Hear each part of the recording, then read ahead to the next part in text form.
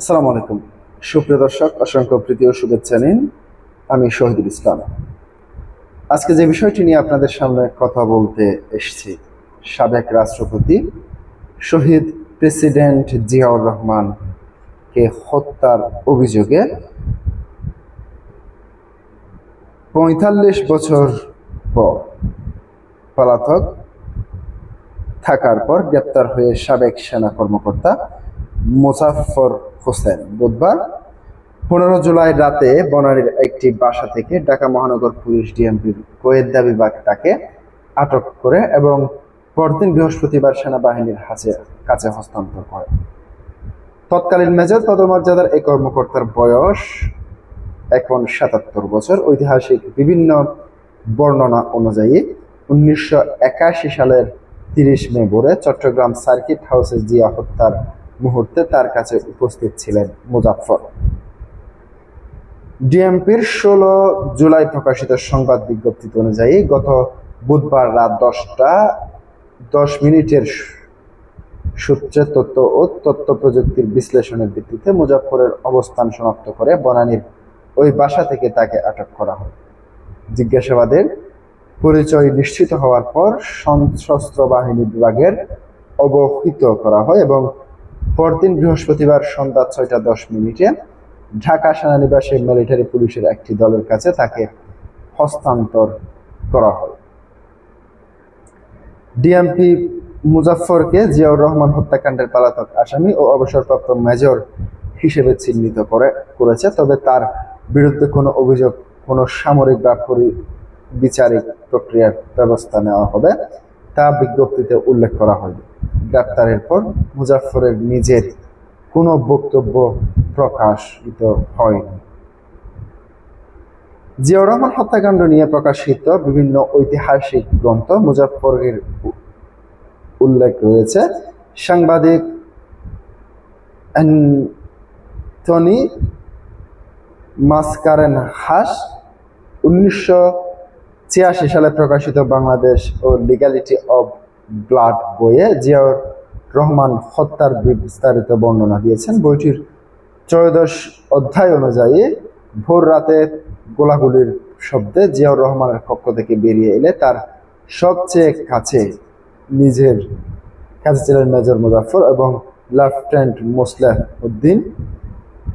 মাসকারেনহাসের বর্ণনায় মুজাফফর সেই মুহূর্তে দৃশ্যত কাঁপছিলেন এবং মোসলেহ উদ্দিন জিয়াকে ভয় পাওয়ার কিছু নেই বলে আশ্বস্ত করেছিলেন। বইতে বলা হয়েছে, মুজাফফর ও মাসলেহউদ্দিন তখনও মনে করছিলেন জিয়াকে হত্যা নয়, সার্কিট হাউস থেকে তুলে নেওয়া হবে, কিন্তু এরপর লেফটেন্যান্ট কর্নেল মতিউর রহমান সামনে এসে সাবমেশিন গান দিয়ে জিয়াকে গুলি করে।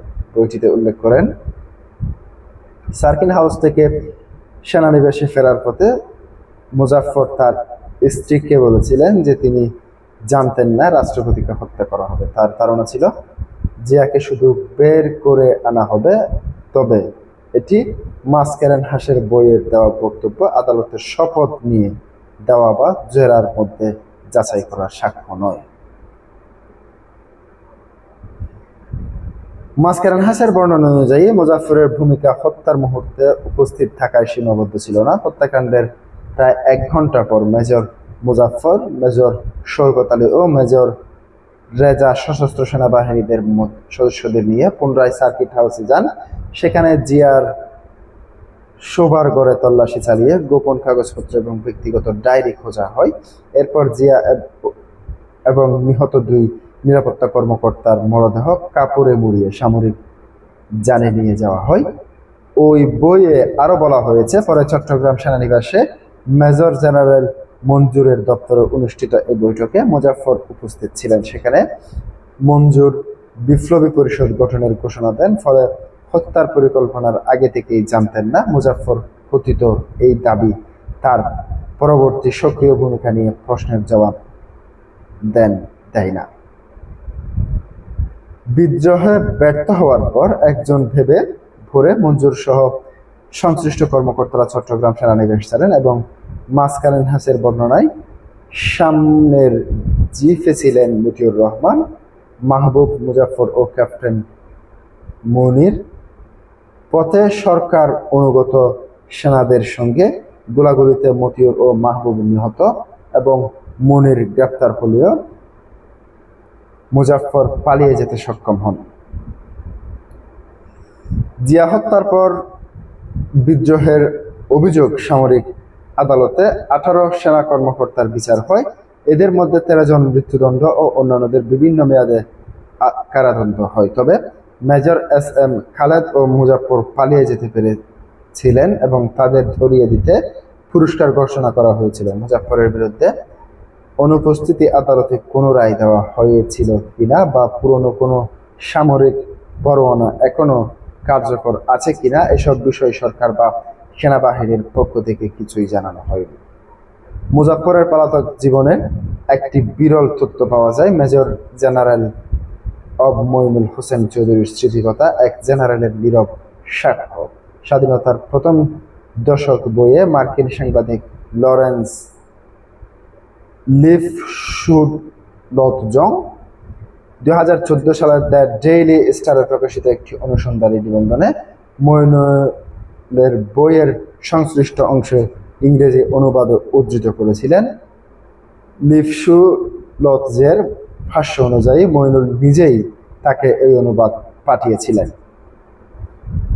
মইনুল লিখেছেন 1989 সালে থেকে 1993 সাল পর্যন্ত থাইল্যান্ডের রাষ্ট্রদূত থাকাকালে তিনি জানতে পারেন যে জিয়া হত্যার পলাতক অভিযুক্ত মেজর খালেদ ব্যাংককে অবস্থান করছিলেন এবং মুজাফফর ছিলেন ভারতে। এক পর্যায়ে মুজাফফর ভারত থেকে ব্যাংককে গিয়ে খালেদকে সঙ্গে নিয়ে মইনুলের সঙ্গে দেখা করেন এবং জিয়াউর রহমান কিভাবে নিহত হয়েছিলেন তা জানতে মইনুল তাদের সঙ্গে বিস্তারিত কথা বলেন। খালেদ ও মুজাফফরের সঙ্গে আলোচনার ভিত্তিতে মইনুল লিখেছেন, চট্টগ্রামের 24 পদাতিক ডিভিশনের কয়েকজন কর্মকর্তা জিয়াকে সার্কিট হাউস থেকে তুলে সেনানিবাসে আনার পরিকল্পনা করেছিলেন। পরিকল্পনায় নেতৃত্বে ছিলেন লেফটেন্যান্ট কর্নেল মতিউর রহমান, মাহবুব ও মেজর খালেদ।